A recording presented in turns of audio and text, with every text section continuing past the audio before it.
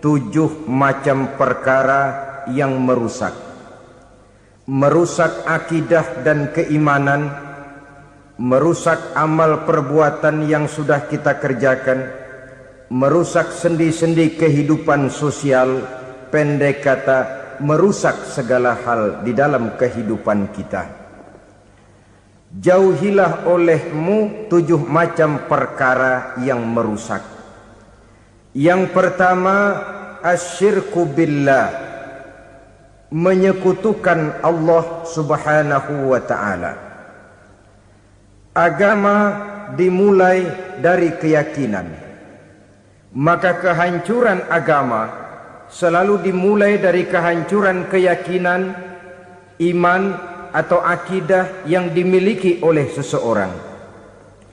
Dan untuk menghancurkan nilai-nilai iman yang kita miliki ini, orang rasanya tidak akan menghantam kita dengan peluru kendali. Orang tidak akan mengirimkan nuklir ke sini. Orang tidak juga akan mengirimkan satuan militernya ke sini. Untuk menghancurkan nilai-nilai iman, dibanjiri kita dengan paham-paham yang merusak dan mendangkalkan akidah.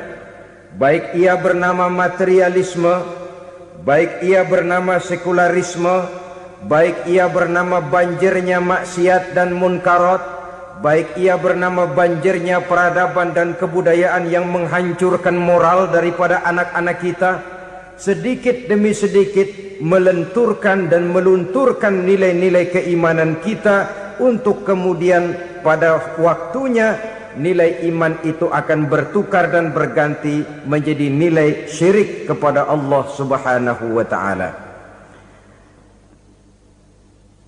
Atau pada sisi lain, menjadikan yang selain Allah sebagai tujuan akhir daripada kehidupan kita.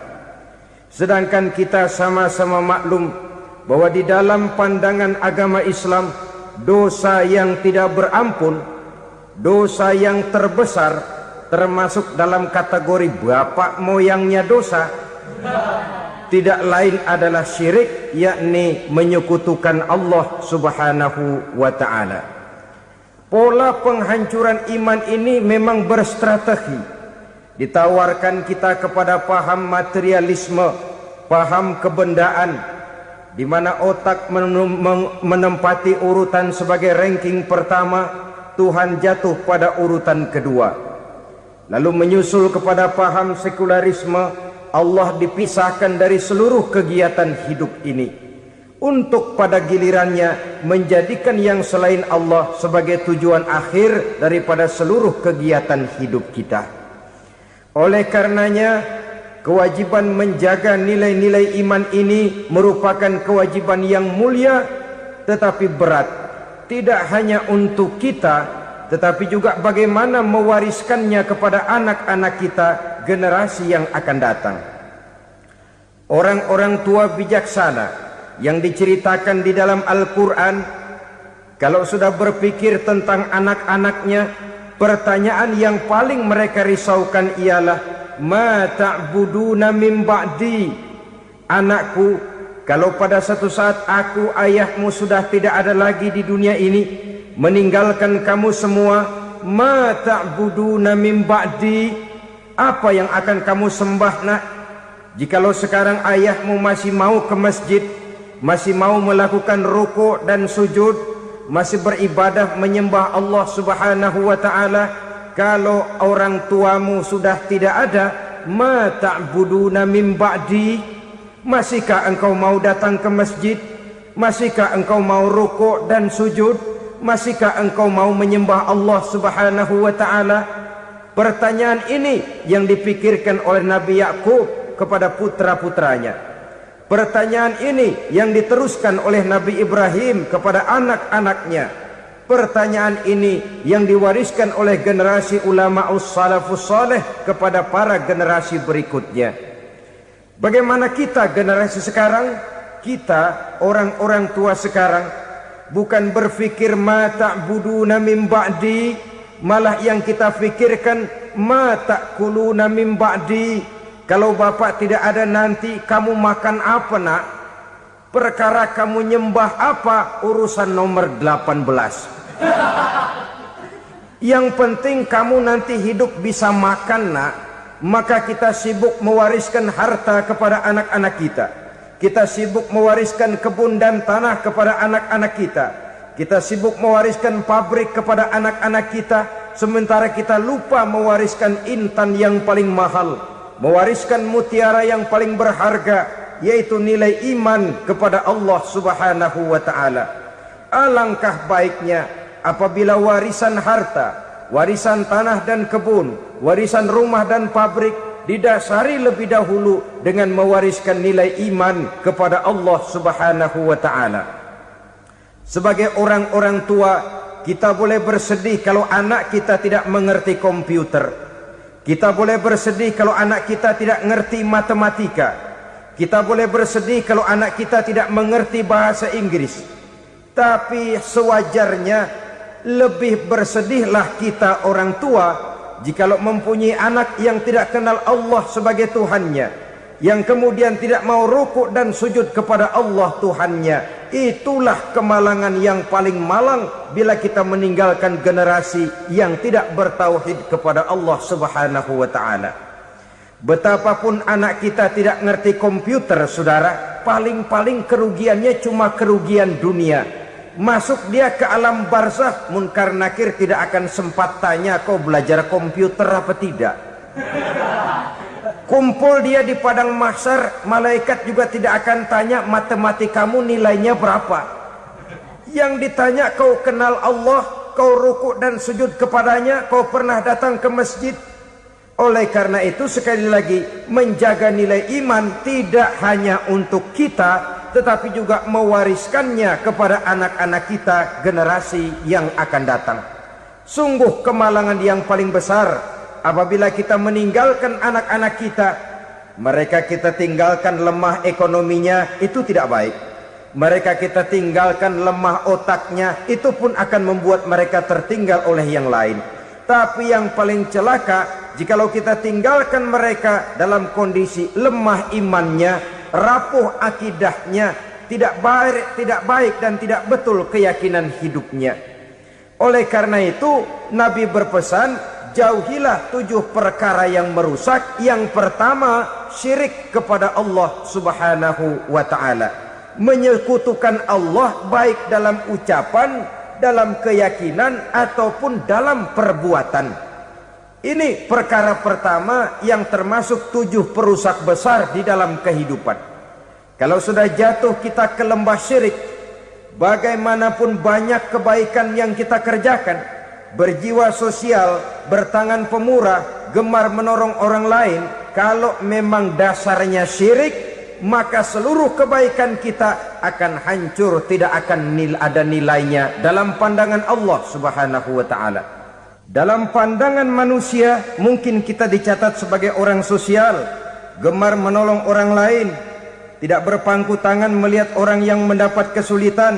Tapi oleh karena dasarnya syirik, dasarnya tidak mentauhidkan Allah, maka seluruh nilai kebaikan yang kita kerjakan tidak akan ada nilainya dalam pandangan Allah Subhanahu wa ta'ala. Maka jagalah iman kita, jangan sampai dihinggapi penyakit syirik yang bagaimana kecilnya sekalipun. Sekali lagi, baik syirik dalam bentuk ucapan, syirik dalam bentuk keyakinan, sampai kepada syirik dalam bentuk perbuatan, kita berhindar kepada sifat-sifat yang sedemikian itu. Karena apa? Dalam satu ayat Quran Allah Subhanahu wa ta'ala menjelaskan, innallaha la yaghfiru ayyushraka bih wa yaghfiru ma duna dzalika liman yasha. Allah tidak akan memberi ampun kepada orang-orang yang menyekutukannya, tapi Allah masih mau memberikan ampun kepada dosa-dosa yang selain itu bagi orang-orang yang dikehendakinya. Dosa selain syirik, apabila kita bertaubat, Allah masih mau mengampuni. Tapi kalau sudah jatuh ke tempat syirik, itu sudah dosa yang tidak berampun. Taubatnya tidak lain melepas syirik, kembali kepada tauhid, berkeyakinan bahwa hanya ada Allah Subhanahu wa ta'ala, Tuhan satu-satunya, yang lam yalid walam yulad walam yakul lahu kufuwan ahad. tidak beranak, tidak pula diperanakkan, dan tidak satupun yang dapat menyerupai Tuhan Allah Subhanahu wa ta'ala. Saudara-saudara kaum muslimin rahimakumullah, bahwa kita di zaman sekarang memang tidak menyembah berhala, ya. Bahwa kita tidak berterang-terangan mengatakan Tuhan lebih dari satu, memang. Bahwa kita tidak berkeyakinan Tuhan itu punya anak atau diperanakkan, tentu. Tapi dalam perbuatan dan i'tiqad kita kadang-kadang jatuh tanpa kita sadari ke tempat yang bernama syirik ini.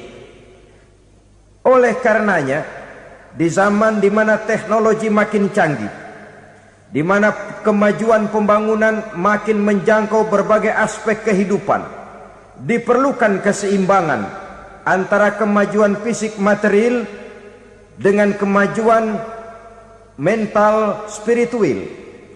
Apabila tidak ada keseimbangan, yang terwujud tentulah kepincangan, yang diawali dengan pincangnya cara kita berpikir, sehingga pada akhirnya akan mengarah kepada pincangnya cara kita berbuat dan bertindak di dalam kehidupan kita. Oleh karena itu Nabi berpesan, jauhilah sifat syirik, karena syirik merupakan dosa yang teramat besar. Ini sifat merusak yang pertama. Yang kedua kata Nabi, wasihra, jauhilah sihir. Sihir ini juga termasuk perkara yang merusak kehidupan. Kita semua sama-sama maklum bahwa sihir sebenarnya bukan persoalan baru. Sejak sebelum datang Islam, sihir itu sudah ada. Di zaman Yunani kuno, sihir ada. Di zaman Mesir kuno, di zaman Cina kuno, dan yang lain-lain yang serba kuno, sihir itu sudah ada. Bahkan para nabi pun, para rasul yang diutus oleh Allah Subhanahu wa ta'ala, senantiasa berhadapan dengan ahli-ahli sihir untuk menguji kebenaran dari misi yang mereka bawa.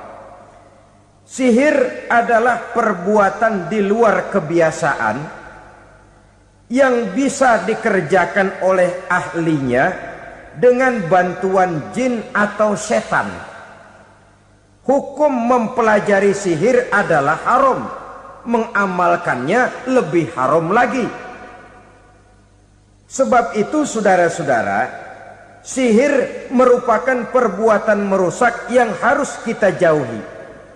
Ciri-ciri daripada perbuatan sihir, pertama, ia mengandung tipuan, bayangan khayal.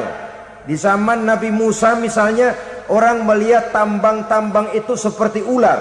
Nabi Musa melayangkan tongkatnya menjadi ular-ular besar yang memakan ular-ular kecil ciptaan tukang-tukang sihir Fir'aun tadi. Lalu sihir bisa terjadi dengan bantuan jin kafir atau setan. Kemudian ciri yang ketiga, sifatnya halus dan tersembunyi. Taruh kata ada seorang ahli sihir yang mempergunakan ayat-ayat Quran sebagai jompa-jampe, sebagai baca-bacaan, itu cuma sekedar kedok. Tujuannya tidak lain menjadikan agama sebagai ketok untuk membenarkan cara yang dimurkai oleh Allah Subhanahu wa ta'ala. Satu hadis yang diriwayatkan oleh Imam Bazar dan Tabrani, Nabi berpesan, laisa minna man tatayyara lahu au takahhana au tukuhhina lahu au sahira lahu.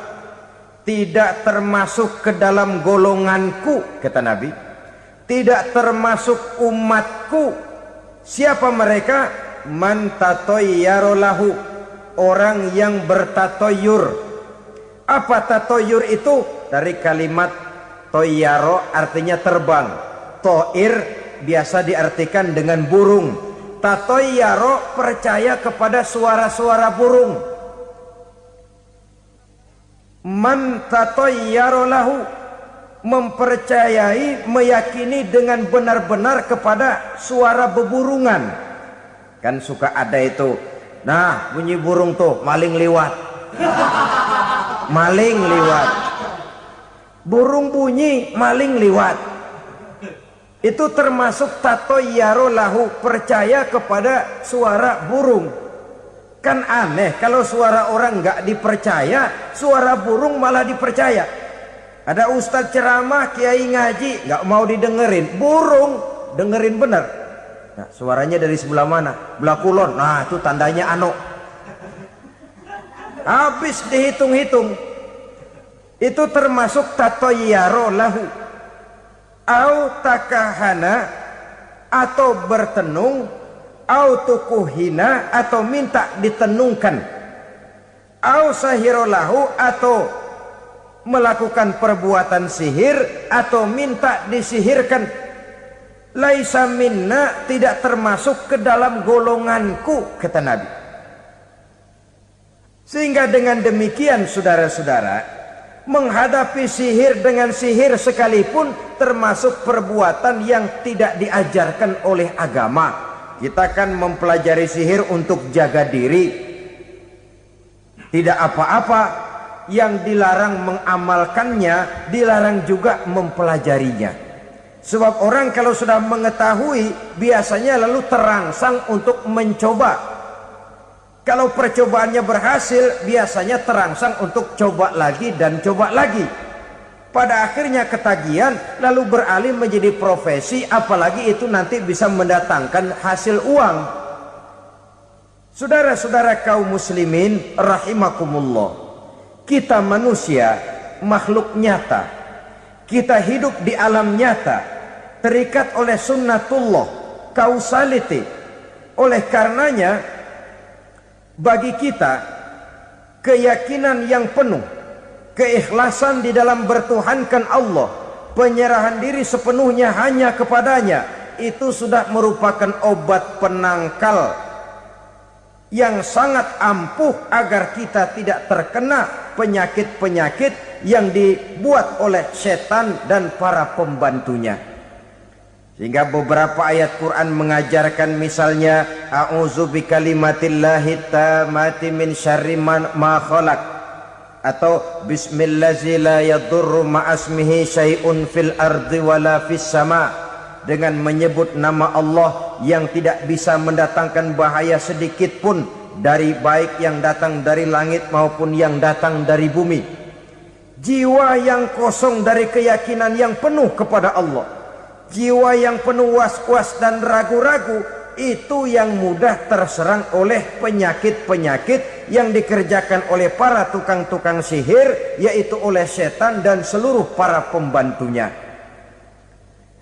Kemudian hadis kedua yang diriwayatkan oleh Imam Ibnu Hibban, Nabi bersabda, la yadkhulul jannata mudminu khamrin wala mu'minu bisihrin wala qati'u rahmin. Tidak masuk surga. Ini Nabi yang bilang, tidak masuk surga. Siapa itu? Pertama, mudminu khamrin, orang yang berkekalan dalam mabuk. Selalu mudminun itu sudah menjadi perbuatan rutinnya, tidak kapok-kapoknya, teler seumur hidup. Mudminu khamrin, tidak masuk surga orang yang selalu bermabuk-mabukan. Yang kedua, wala mu'minu bisihrin, orang mukmin tapi main sihir. Ini juga oleh Nabi diperingatkan, tidak akan masuk surga orang mukmin tapi suka main sihir. Wala qati'u rahmin, dan tidak juga orang yang memutuskan silaturahmi. Tiga macam manusia yang diperingatkan Nabi tidak akan masuk surga: orang yang selalu mabuk, orang mukmin yang main sihir, dan orang yang memutuskan silaturahmi. Saudara-saudara kaum muslimin rahimakumullah. Lalu orang berkata, kenapa dilarang kita bersihir? Padahal Rasul sendiri kan punya mukjizat. Nah, kita memang harus membedakan antara mukjizat dengan sihir. Dalam kehidupan agama kita kenal ada yang namanya mukjizat, Ada yang namanya karomah atau keramat biasa diucapkan. Ada yang namanya maunah. Ada yang namanya irhas. Ada juga yang namanya sihir. Kesemuanya ini berbeda, saudara-saudara. Yang dinamakan mukjizat itu khusus untuk para rasul saja. Satu kejadian luar biasa yang terjadi dilakukan oleh Rasul atas izin dari Allah Subhanahu wa ta'ala. Perbedaannya dengan sihir jelas. Sihir dari setan, mukjizat dari Allah. Sihir bisa dipelajari, mukjizat tidak. Sihir umumnya untuk maksud-maksud yang tidak baik, sedangkan mukjizat untuk memperkuat kebenaran yang disampaikan oleh para rasul dan ditentang oleh umatnya. Bahkan kafir Quraisy dahulu menganggap orang-orang ahli sihir itu berada dalam satu posisi yang hina, sehingga mereka mengatakan dan menuduh Nabi Muhammad sebagai tukang sihir. Tuduhan sebagai tukang sihir adalah tuduhan yang sangat aib dan hina. Di tengah masyarakat kufar jahiliyah, kedudukan tukang sihir dipandang sebagai kedudukan yang hina, sehingga mereka mengejek Nabi dengan sebutan tukang sihir. Jadi mukjizat hanya untuk Rasul saja. Kemudian karomah. Karomah ini asal kata dari karoma, kehormatan, kemuliaan yang diberikan Allah kepada hamba-hambanya yang rajin mendekatkan diri kepadanya. Oleh karena ketekunannya melaksanakan ibadah, Allah memberikan keistimewaan kepada orang itu, yang dengan keistimewaannya dia bisa mengerjakan yang tidak bisa dikerjakan oleh orang lain. Karomah hanya bisa dicapai dengan prestasi ibadah. Kalau sihir mau ibadah apa enggak, asal dia belajar, bersatu dan berteman dengan setan, memenuhi persyaratan-persyaratan setan, biasanya lalu bisa. Sedangkan karomah tidak mungkin terwujud tanpa orang mendekatkan diri sedekat-dekatnya kepada Allah Subhanahu wa ta'ala. Maka kita lihat biasanya orang-orang yang punya ilmu sihir, mukanya rata-rata nggak enak dilihat. Kumuh, jauh dari air wudhu, jauh dari sujud kepada Allah, malah berteman dengan setan, menjadi pelayan-pelayannya setan. Saudara-saudara, adapun maunah, keistimewaan yang diberikan Allah kepada hamba-hambanya yang belum sampai kepada tingkat wali, tapi orang itu lebih banyak kebaikannya daripada kesalahannya.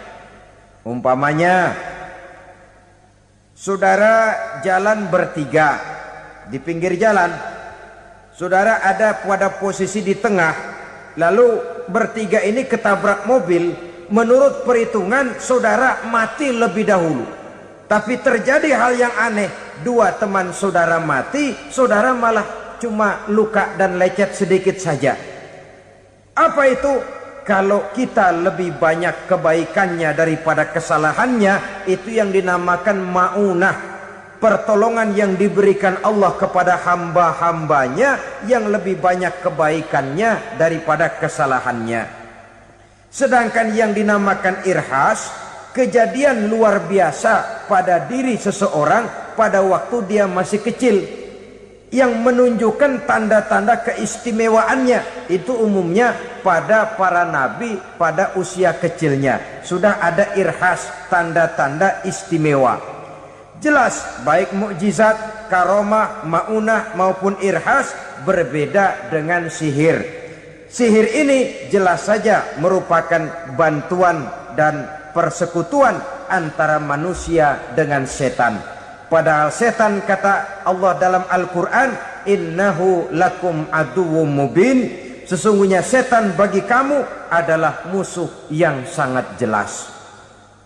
Saudara-saudara kaum muslimin rahimakumullah, di zaman sekarang dalam menghadapi beban kehidupan yang makin pelik, menghadapi stres yang tidak kunjung selesai, menghadapi persoalan-persoalan yang teramat berat, orang sering mencari jalan keluar kepada hal-hal yang menurut pendapatnya bisa meringankan beban moralnya itu.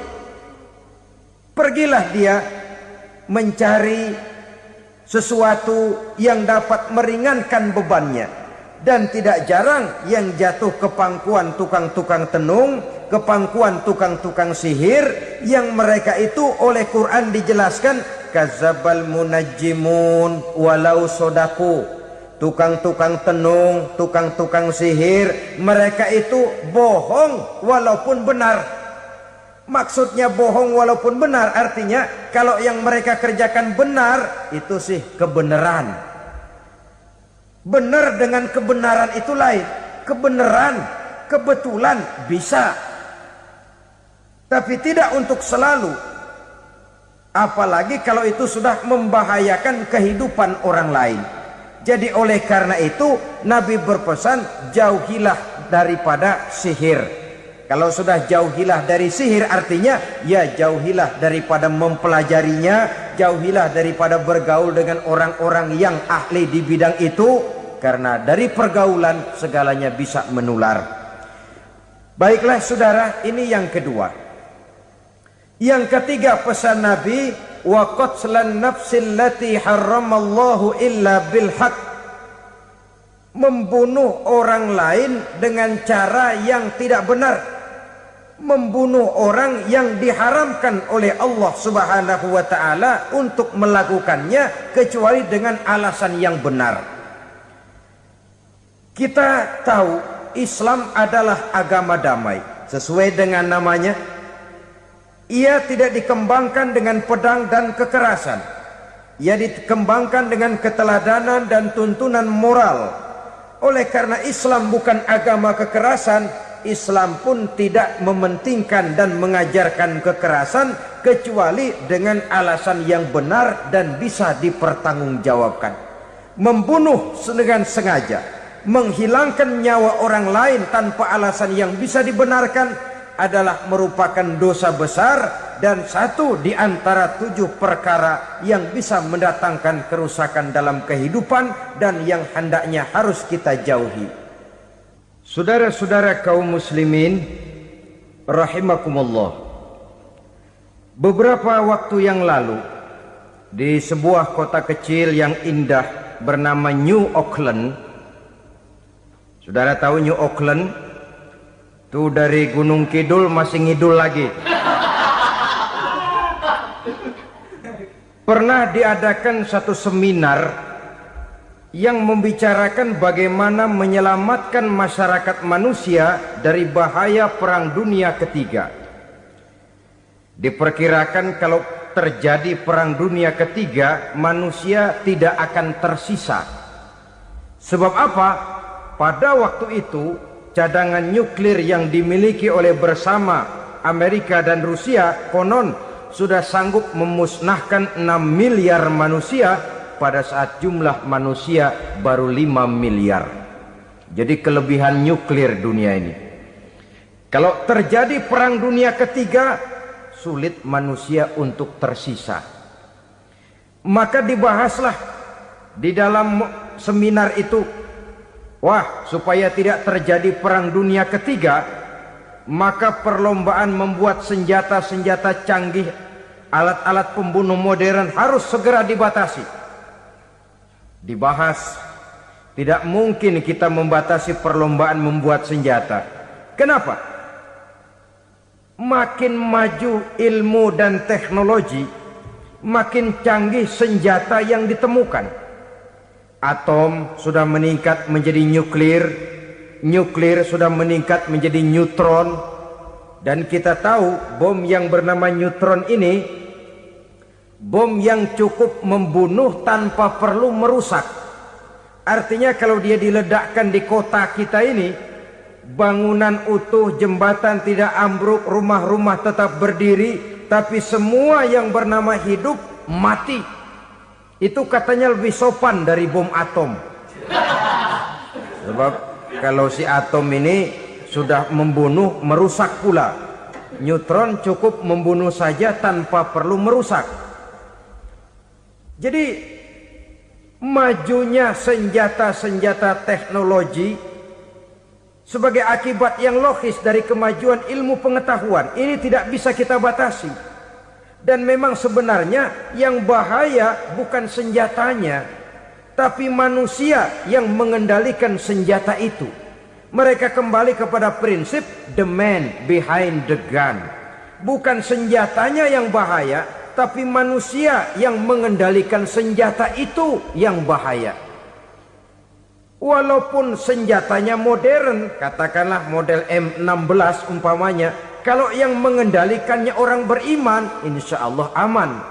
Tapi biar megang cuma senapan angin, kalau yang megang orang brutal, ngeri kita deket-deket. Apalagi kalau memang bukan ahlinya menggunakan senjata, bisa ngeker kaki kena jidat.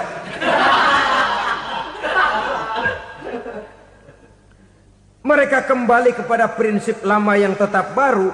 Bukan senjatanya yang harus dibatasi, manusia yang mengendalikan senjata itu yang perlu dibicarakan. Nah, kalau begitu, agar manusia tidak mempergunakan senjata sewenang-wenang, apa yang harus kita lakukan? Ya, manusianya harus bermoral. Ya, tapi moral yang mana? Di dunia ini banyak ajaran tentang moral. Itu pun mudah saja. Di sini kan kita undang saja ahli dari berbagai agama untuk membicarakan konsep perdamaian menurut agamanya masing-masing. Baik, setuju itu, setuju. Maka tampillah para ahli agama, mereka kembali kepada prinsip moral daripada konsep yang terkandung di dalam ajaran agama untuk menegakkan perdamaian. Mula-mula naiklah ahli dari agama Hindu, dibacakan konsep perdamaian menurut ajaran agama Hindu, bahwa untuk damai manusia harus meninggalkan nafsu keduniaannya, menempuh samsara dan sebagainya untuk mencapai nirwana, menjauhi kemegahan dan kemewahan dunia. Ini lalu dibahas, rasanya juga tidak mungkin ini. Kemudian dari agama Nasrani, bahwa untuk damai manusia harus menciptakan sifat kasih sayang. Kalau ditampar pipi kiri, berikan pipi yang kanan. Kalau diberikan selendang, berikan baju. Nanti orang kasihan, lalu dia tidak akan nampar lagi. Ketika ini dibahas, ternyata rasanya pun tidak mungkin bisa diterima. Karena apa? Di zaman sekarang orang ditampar pipi kiri, dikasih pipi kanan. Bukan kasihan, gemes.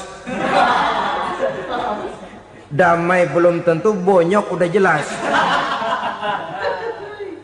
Lalu ketika dibacakan konsep perdamaian menurut Quran, di mana disampaikan ayat wa jazaa'u sayyi'atin sayyi'atun misluha faman afa wa aslaha fa ajruhu 'ala Allah. Balasan terhadap satu kejahatan adalah kejahatan yang seimbang. Tetapi barang siapa yang memberi maaf dan mencari jalan damai, itulah yang terbaik dan akan mendapat pahala dari Allah Subhanahu wa ta'ala. Kamu tidak salah ditampar pipi kirimu, tampar lagi pipi kirinya sekeras dia menampar pipi kirimu.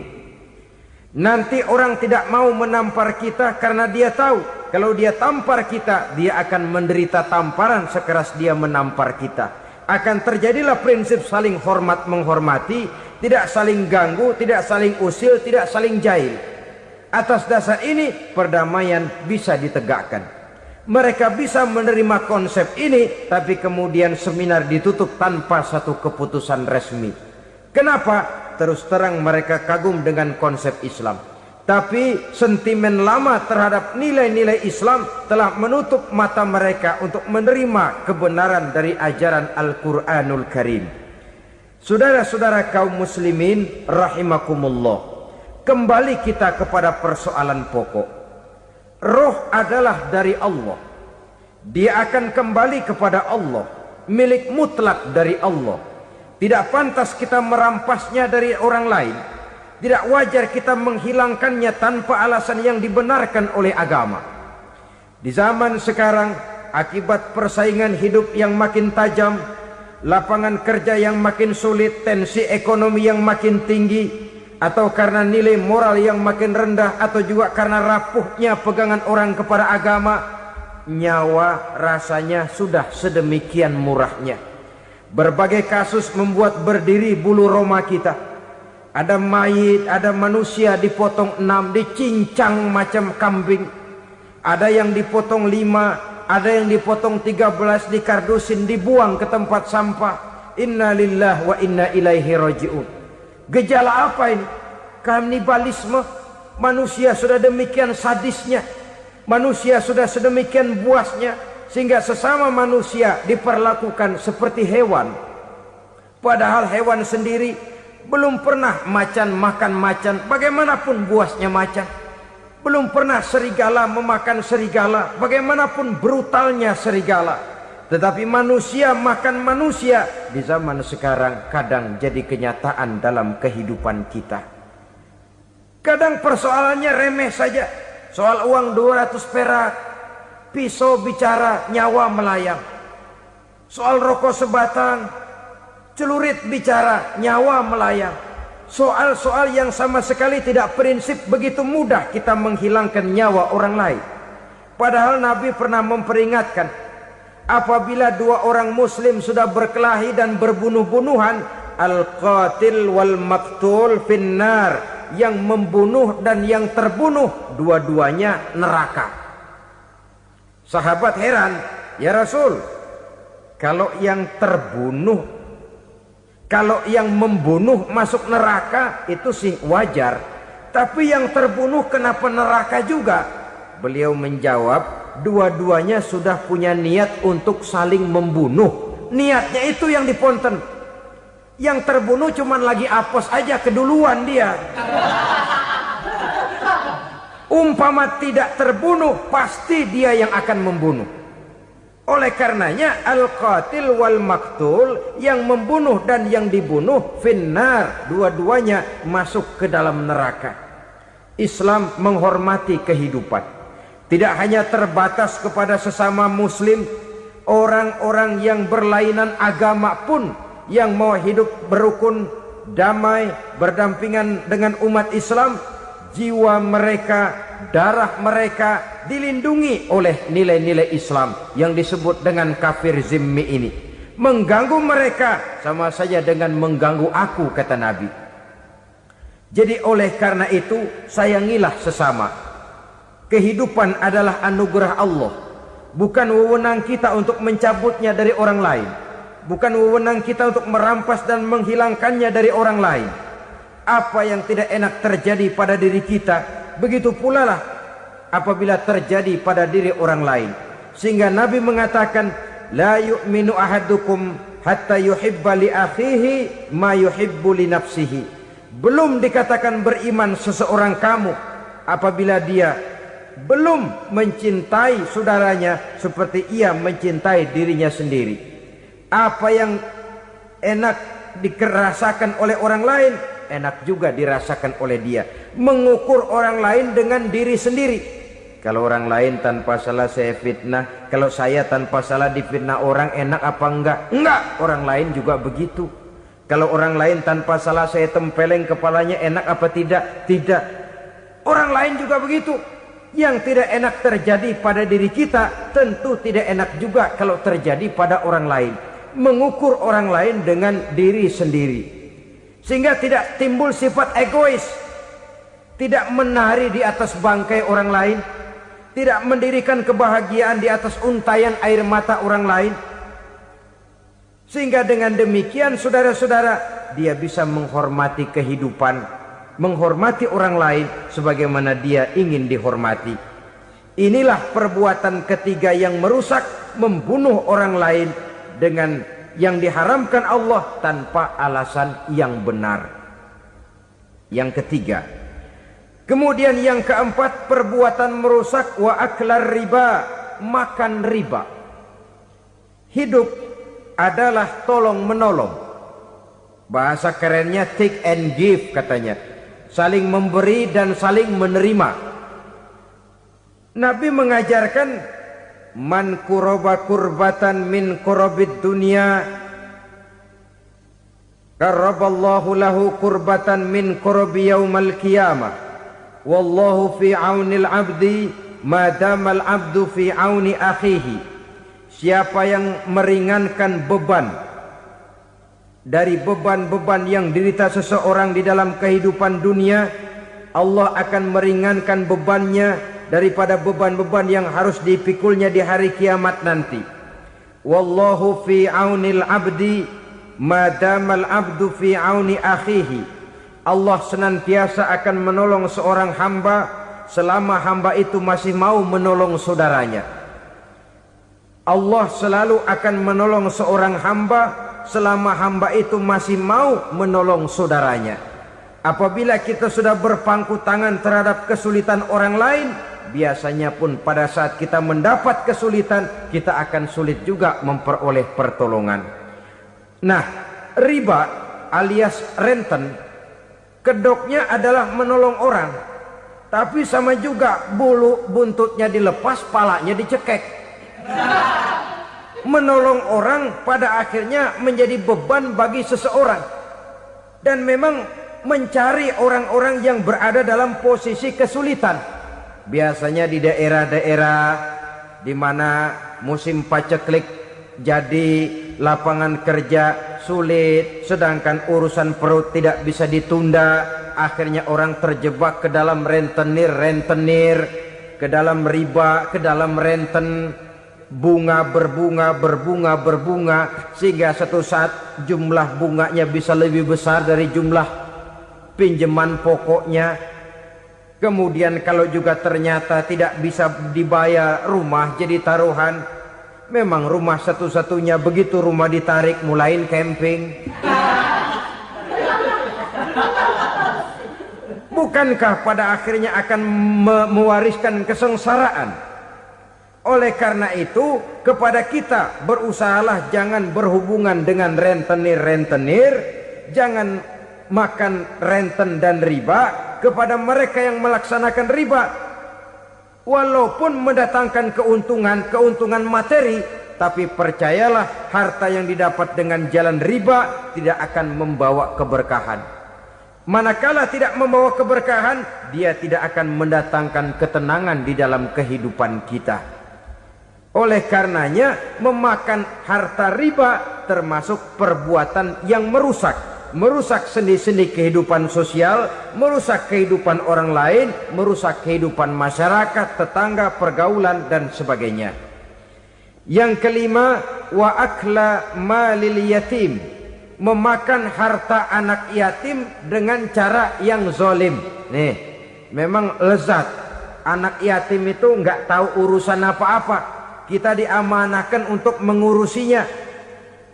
Kadang-kadang dibentuklah panitia penyantunan yatim piatu. Yatimnya mah tetap kelaparan, panitianya yang pada gendut.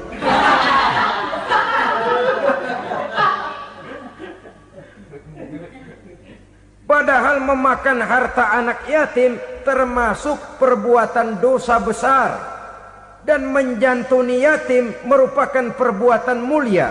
Nabi mengatakan, ana wa kafilul yatim kahataini yaumal qiyamah. Aku dan orang-orang yang menyantuni anak yatim seperti dua jari ini pada hari kiamat nanti. Dekat sekali. Jikalau ingin di hari akhir nanti dekat dengan Rasul, bersahabatlah dengan anak-anak yatim.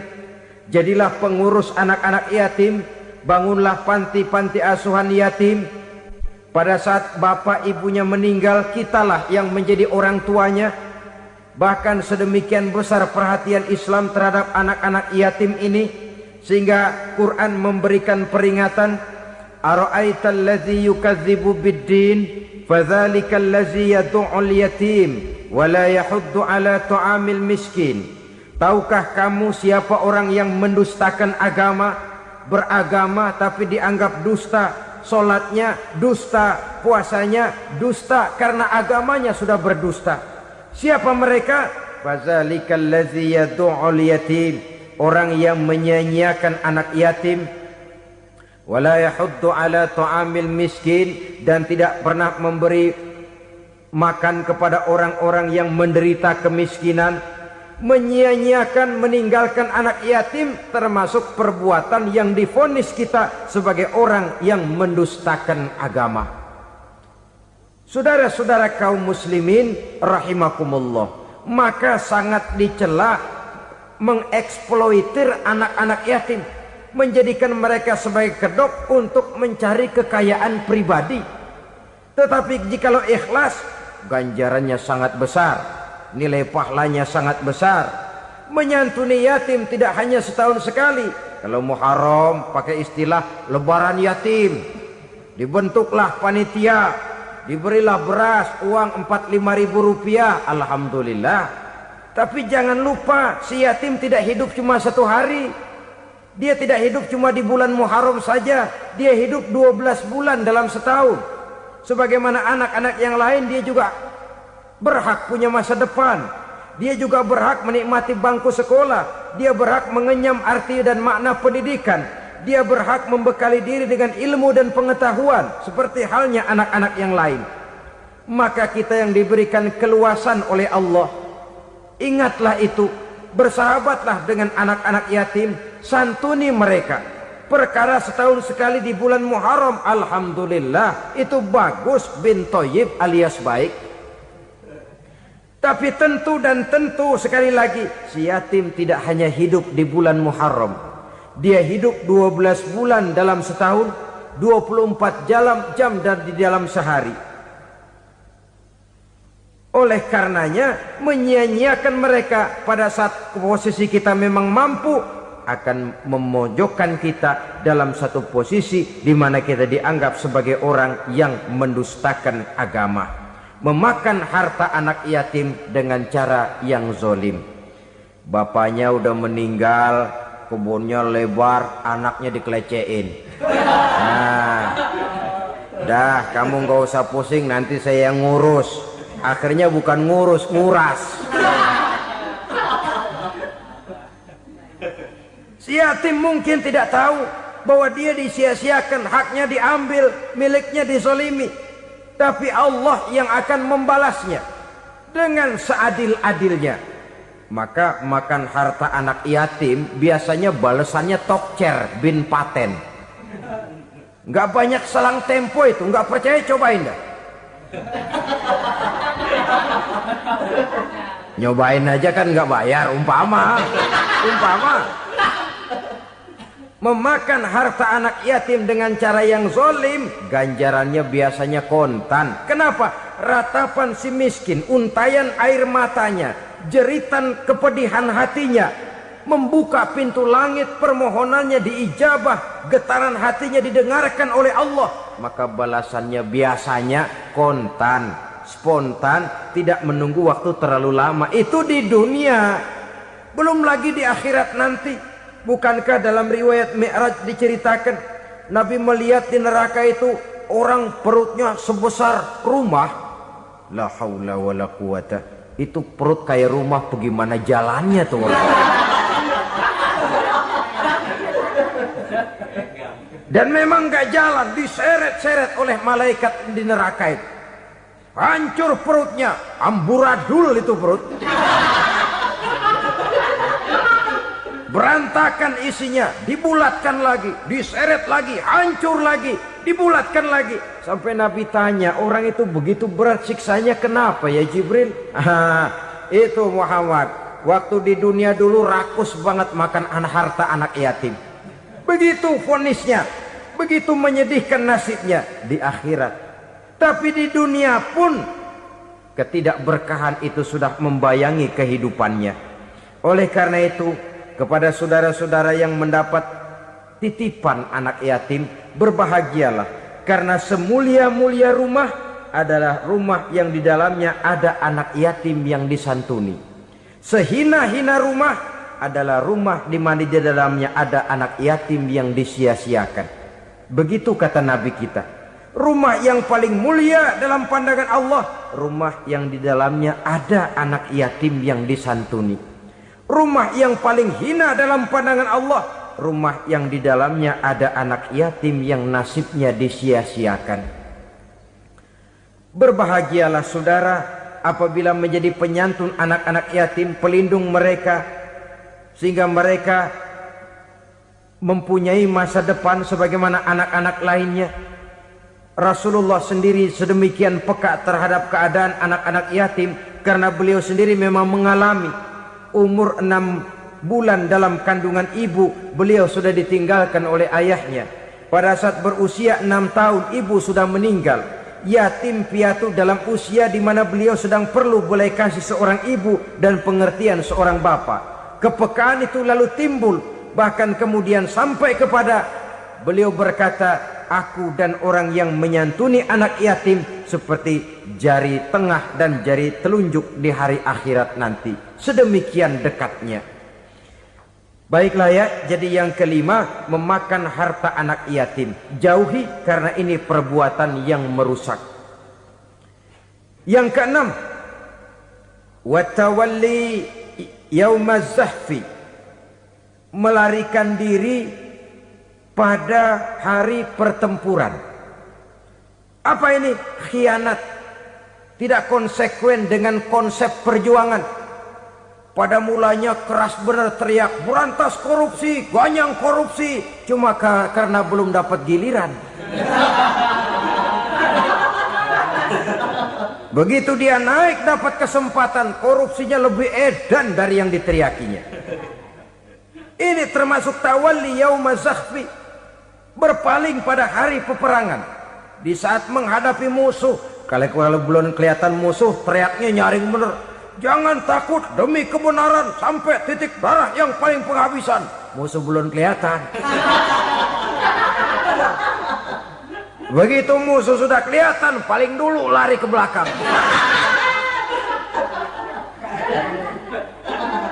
Kalau diajak berjuang ada saja alasannya. Sehingga Quran memberikan peringatan kepada kita semua. Mengapa kamu ini berat? Kalau sudah diajak berjuang di jalan Allah, kakimu seperti terhunjam berakar di perut bumi. Berat untuk melangkah berjuang. Lari dari pertempuran tidak konsekuen dengan konsepsi perjuangan. Mau enaknya saja. Dalam kondisi yang sulit lalu berpangku tangan. Ini termasuk ciri munafik yang di dalam Al-Quran disindir dengan bahasa kullama adha'a lahum masyaufi wa iza azlama alaihim qamu. Waktu terang mereka jalan, giliran gelap mereka mandek. Artinya, maksudnya kalau giliran ada untungnya aja rame-rame teriak Islam. Tapi begitu diminta berjuang, dituntut berkorban, rame-rame mundur. Waktu dilihat di Islam ada untungnya, rame-rame teriak Islam. Pak, saya Islam banget, Pak. KTP saya Islam, Pak. Pokoknya Islam banget dah. Tapi ketika diminta berjuang, dituntut sedikit berkorban, rame-rame mengundurkan diri. Tahun 65 PKI berontak. Waduh, waktu itu jadi orang Islam untung itu. Nggak dikejar-kejar, aman. Masjid rame, masjid, mobil-mobil mewah parkir di depan musola dan masjid. Kenapa? Waktu itu asal udah ke masjid aman. Islam selamat, untung. Tapi begitu keadaan aman, yang parkir di musola sepeda butut melulu.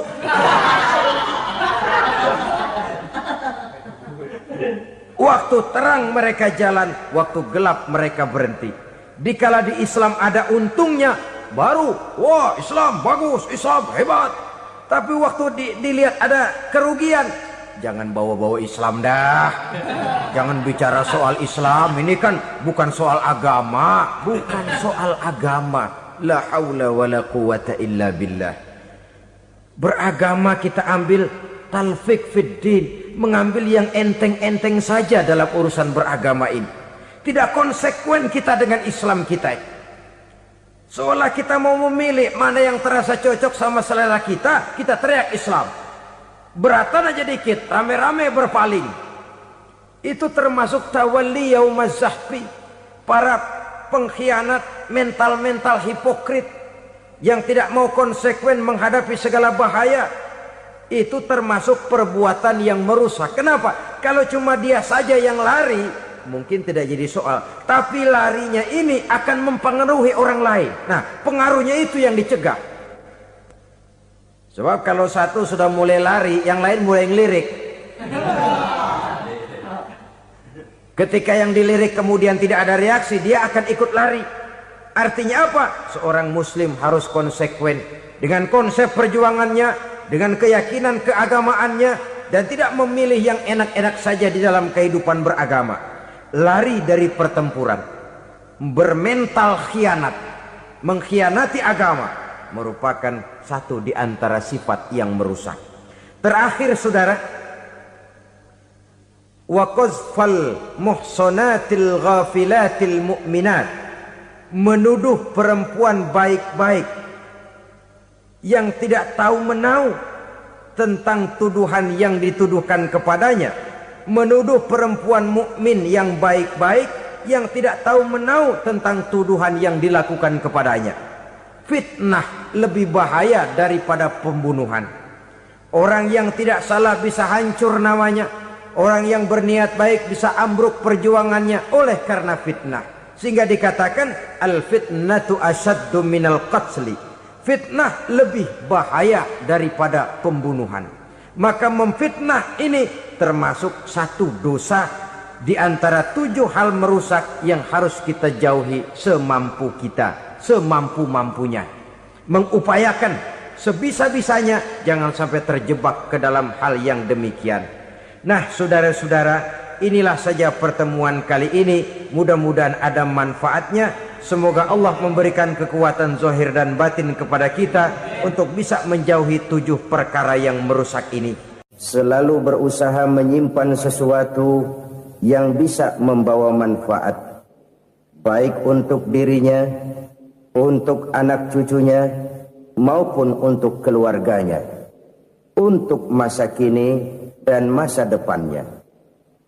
Kadang simpanan itu berbentuk uang, kadang berupa tanah, lain saat berbentuk pabrik, dan lain sebagainya.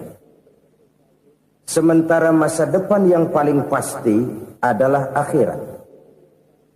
Jika untuk masa depan dunia kita rela memeras keringat, membanting tulang, pergi pagi dan pulang petang, menyimpan uang, menyimpan tanah, menyimpan pabrik, pernahkah kita merenung jika satu saat kiamat datang, kita dibangkitkan dari kubur masing-masing, berdiri di padang mahsyar untuk mempertanggungjawabkan seluruh kegiatan hidup kita di dunia ini, lalu kita akan menuju ke alam akhirat.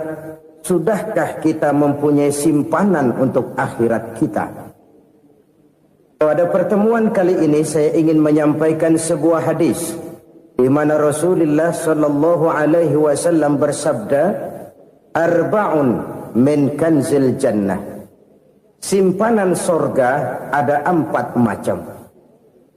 Yang pertama, ikhfa'us sadaqah, menyembunyikan sedekah. Saudara-saudara kaum muslimin, sebagaimana yang kita maklum bahwa Allah Subhanahu wa taala melebihkan sebagian rezeki dari kita terhadap yang lain. Ada yang kaya, ada yang setengah kaya, ada yang miskin, ada yang setengah miskin, dan selanjutnya. Ada yang gajinya kecil tapi penghasilannya gede. Ada yang penghasilannya gede tapi enggak punya gaji. Ada juga yang memang gajinya gede dan penghasilannya gede. Kelebihan rezeki merupakan sunnatullah dan tidak harus membuat kita merasa lebih dari yang lain.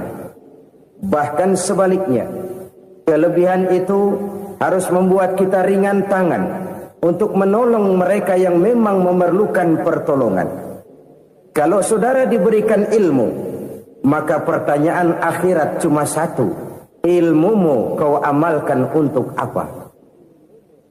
Kalau saudara diberikan umur yang panjang, pengadilan akhirat juga bertanya satu: umurmu kau habiskan di mana?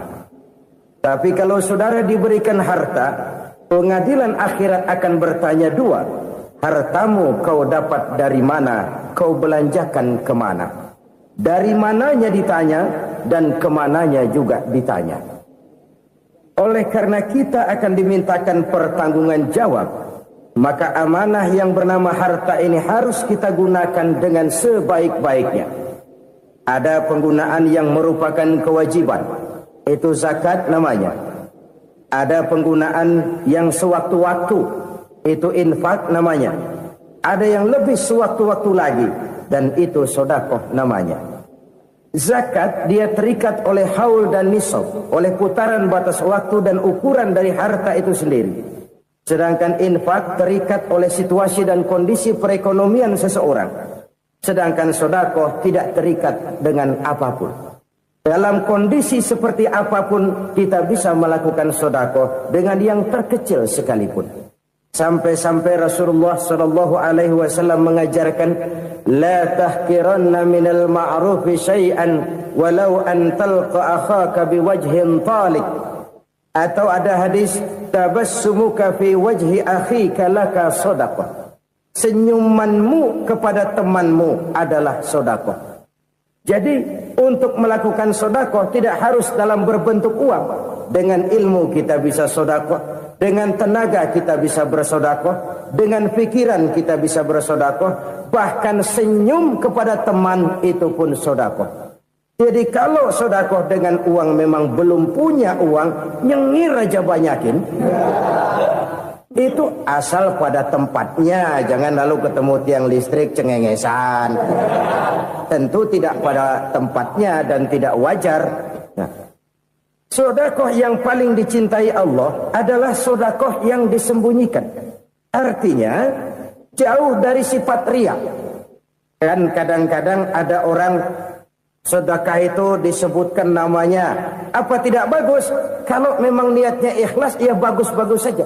Untuk memberikan sugesti kepada yang lain. Di Fulan bin Fulan nyumbang sekian, diumumkan. Boleh kalau niatnya untuk memberikan rangsangan kepada yang lain supaya dia menyumbang lebih besar dari orang tadi.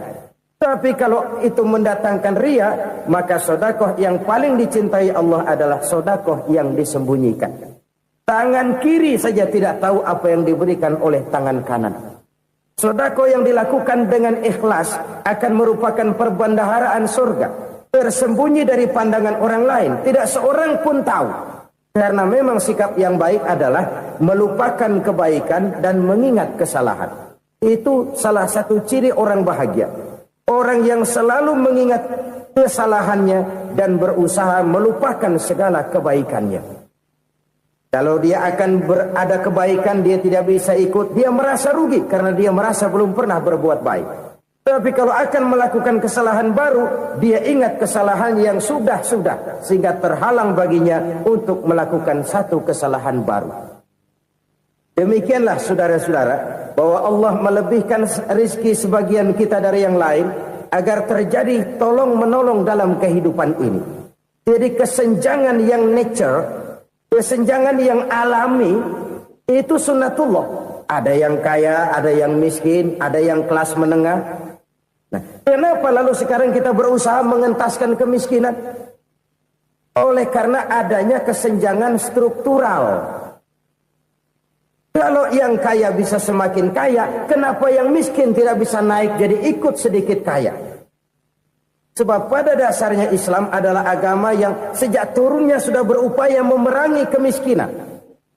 Bahkan dikatakan kemiskinan itu mendekatkan kepada kekufuran. Orang kalau miskin udah dekat banget sama kafir.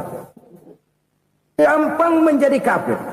Berapa banyak saudara-saudara kita yang oleh karena soal perut, oleh karena soal materi, terpaksa meninggalkan dan menanggalkan akidahnya. Menjual petunjuk yang diberikan Allah dengan kesenangan dunia yang cuma sebentar ini. Na'udzubillah, thumma na'udzubillah. Jadi makin kita sembunyikan satu sedekah, semakin banyak perbendaharaan kita di surga. Sedekah yang paling dicintai Allah adalah sedekah yang disembunyikan.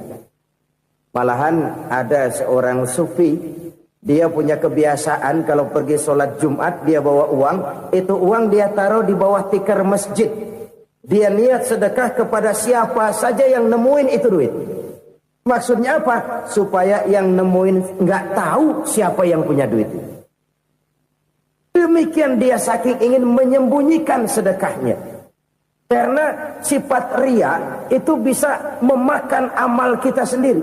Riya itu termasuk menyebut-nyebut kebaikan kita. Orang yang suka nepuk dada, sedikit-sedikit ngitungnya kalau nggak gua. Oh, kalau nggak gua tuh yang belas itu kalau nggak gua. Iya, kalau nggak lu kenapa emang? Orang yang suka menepuk jasa. Biasanya memang begitu, saudara-saudara. Kalau perang lagi berkecamuk, orang nggak sempat ngaku jadi pahlawan. Tapi begitu perang selesai, yang kagak kenal bedil ngaku pahlawan, Mas. Itu sesuatu yang biasa. Oleh karenanya, orang-orang yang ikhlas dalam bersedekah, disembunyikannya sedekah itu, Allah cinta betul. Malahan ada hadis memberikan jaminan, inna sadaqatal mar'il muslimi tazidu fil umri wa tadfa'u mitatas su'i. Sesungguhnya sedekahnya seorang mukmin tazidu fil umri, bisa menambah umur panjang. Wa tadfa'u mitatas su'i, dan menyelamatkan manusia dari mati secara su'ul khatimah. Jadi siapa yang kepengen panjang umur, banyaklah sedekah. Yang bosan hidup, pelit terus. Sedekah menambah panjang umur dan menyelamatkan manusia dari mati secara su'ul khatimah. Pak, katanya umur itu nggak bisa ditambah, nggak bisa dikurangin. Kapan? Kalau ajal sudah datang. Wa idza jaa ajaluhum la yastakhiruna sa'atan wa la yastaqdimun. Kalau ajal datang tidak bisa dimajukan, tidak bisa dimundurkan. Itu kalau ajal sudah datang. Tidak bisa lagi umur ditambah dikurangi, sudah datang. Tapi kalau belum datang, itu kan haknya Allah. Mau ditambah, mau dikurangi, hak prerogatif Allah. Sebagai pencipta manusia, Allah maha kuasa dan maha mampu. Sedekah ini menambah panjang umur dan menyelamatkan manusia dari mati secara su'ul khatimah. Orang mati kan sama ya, kondisinya mati, nggak nafas. Tapi hakikat mati kan lain-lain. Ada yang mati itu husnul khatimah, baik akhirnya. Misalnya lagi ngaji mati, lagi sholat mati, lagi sedekah mati. Ini yang dinamakan dengan husnul khatimah, baik di akhirnya. Sebaliknya ada yang su'ul khatimah, jelek di akhirnya. Ini yang jadi catatan akhir. Lagi nyekek botol, mampus. Lagi banting kartu, modar. Su'ul khatimah, jelek pada akhirnya. Sedekah menyelamatkan manusia dari mati secara su'ul khatimah. Dan kita semua kepengen mendapat husnul khatimah, jauh dari su'ul khatimah. Oleh sebab itu yang bisa menyelamatkan kita dari penyakit itu antara lain adalah sedekah yang disembunyikan. Yang dikerjakan dengan ikhlas karena Allah. Tidak karena kepengen dipuji orang, tidak karena ingin dikatakan orang pemurah, sebab orang dermawan itu orang yang memberi tanpa harus diminta. Kalau masih harus diminta, ya belum dermawan namanya, masih harus diminta. Kalau nggak diminta ya tulus, lolos, polos. Saudara-saudara kaum muslimin rahimakumullah. Harta adalah amanat dan akan kita pertanggungjawabkan. Allah melebihkan rizki sebagian kita dari yang lain agar kita saling tolong menolong, bantu membantu. Nabi janjikan siapa yang meringankan beban saudaranya muslim di dunia, Allah akan meringankan bebannya di akhirat nanti. Sebuah jaminan dari baginda Nabi.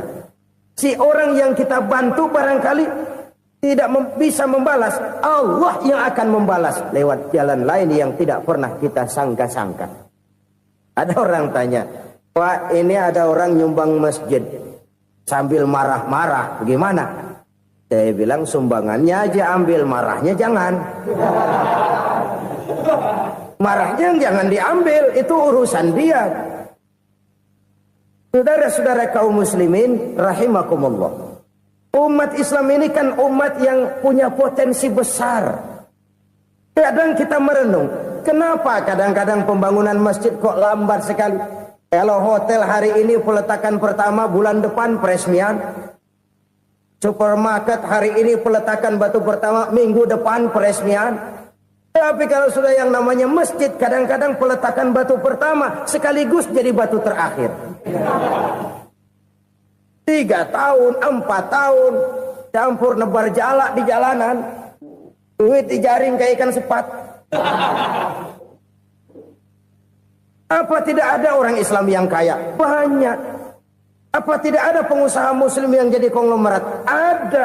Lalu yang belum banyak itu yang komit terhadap nilai-nilai agamanya. Akhirnya kita jatuh jadi umat yang lemah.